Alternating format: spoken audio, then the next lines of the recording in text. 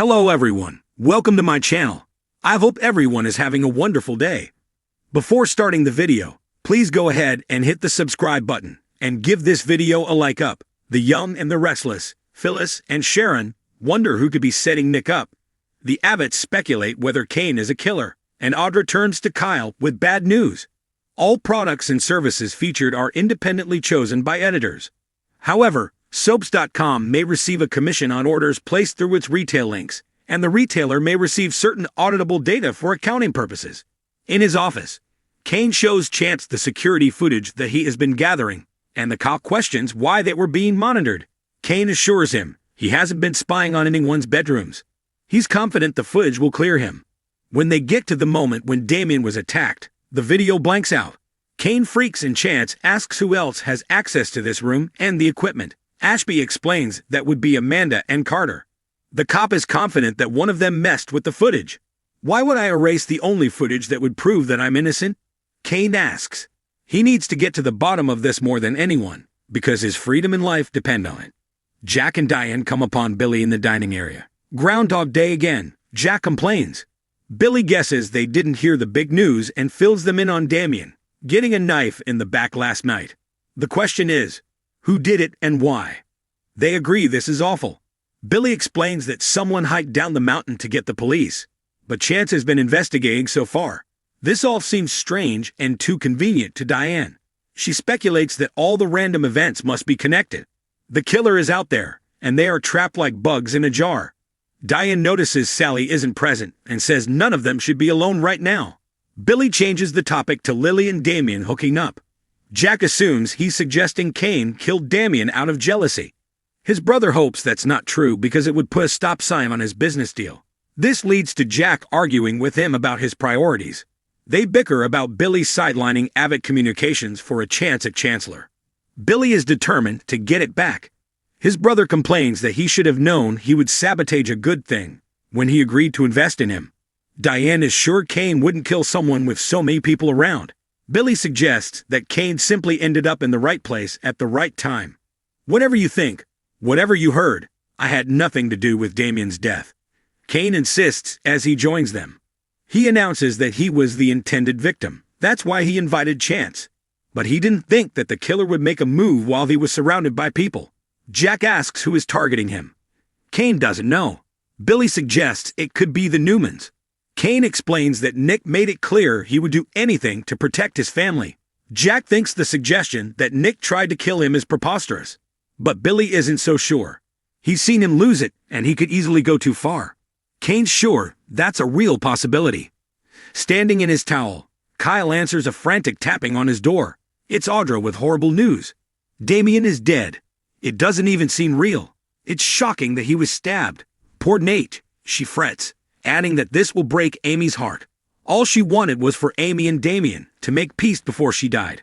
They did, and her friend was getting better because her son was in her life again. This news could destroy her. Audra wants to call home, but can't, so she doesn't know who to turn to. The moment Nate and Amy learn what's happened, their hearts will be smashed into a million pieces. Audra admits she's a mess. Kyle says she can stay as long as she needs to. This all feels like a bad dream to her. They discuss how freaked out Lily is, and her suspicion that Kane killed Damien.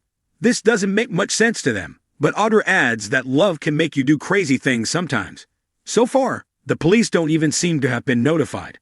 Phyllis walks into the club car, where Sharon and Nick are eating. None of them knows why they bothered to sleep last night. Phyllis asks Nick if anything else was found in his cabin last night. He says the dagger was enough and starts venting. He's worried about his parents.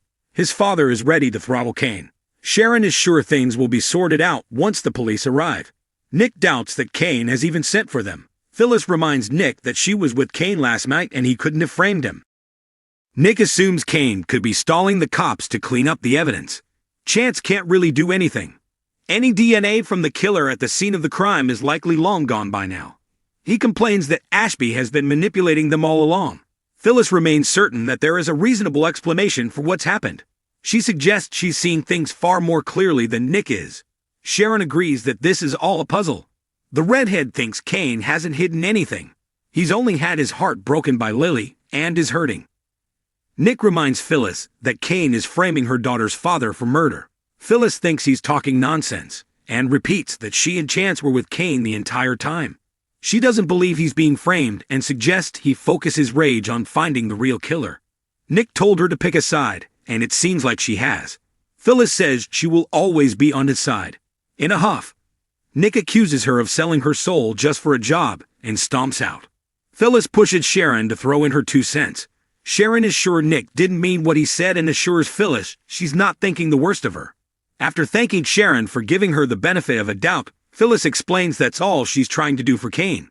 They sit, and Sharon reminds Phyllis that Kane has been lying to them about a lot. As much as she doesn't want to believe he's a killer, she points out that Phyllis didn't find Kane until after Damien had been stabbed.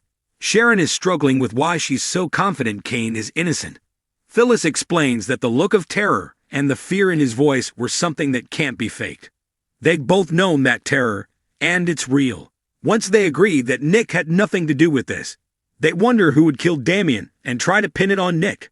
Who would be capable of that? The Abbotts wouldn't do it. Neither would the Winters family, Michael or Lauren. When they get to Sally, Phyllis wishes it was her or Audra, but concedes that they aren't killers.